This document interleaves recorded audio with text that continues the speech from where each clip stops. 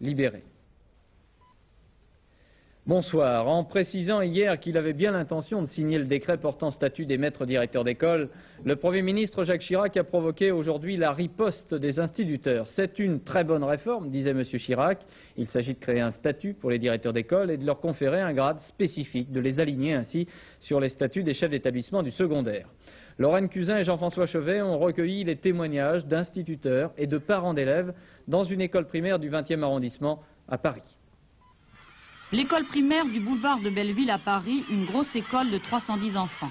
Mardi dernier, sur les 13 instituteurs, 11 étaient en grève contre le projet de décret. Dans cette école où les enfants appartiennent à de nombreuses communautés, on travaille beaucoup en équipe pédagogique et on réagit mal à la décision du Premier ministre de signer le texte.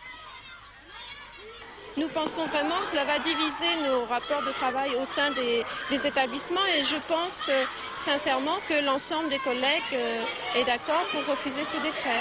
C'est une atteinte à la liberté du maître dans sa classe, le fait que le directeur puisse imposer ses idées pédagogiques. Au bout de 20 ans de carrière, je pense que j'ai rencontré différents directeurs et différentes directrices et que majoritairement, ce sont des gens qui ont su asseoir leur autorité et qui ont su exercer leurs responsabilités. Pour l'instant, les enseignants sont encore partagés sur les moyens de lutter contre le texte. Effectivement, les grèves posent un réel problème à l'égard des parents qui sont réellement ennuyés lorsque les enseignants font grève et ne peuvent accueillir les enfants.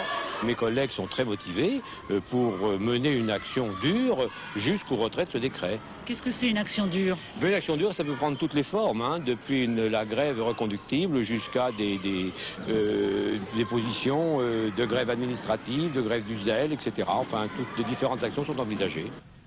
Quant aux parents, même ceux qui sont hostiles au décret, ils envisagent mal un mouvement de grève qui s'étendrait. Il faut qu'il y ait des accords et tout le plus rapidement possible parce que les enfants ils sont touchés, les parents ils sont touchés, tout le monde est touché. Moi je ne conteste pas leur droit de grève, le droit de grève il existe. Bien sûr ça m'enquiquine, ça m'embête pour certaines choses. Des perturbations sont donc prévisibles dans les écoles à partir de lundi, mais selon des modalités qui seront définies localement.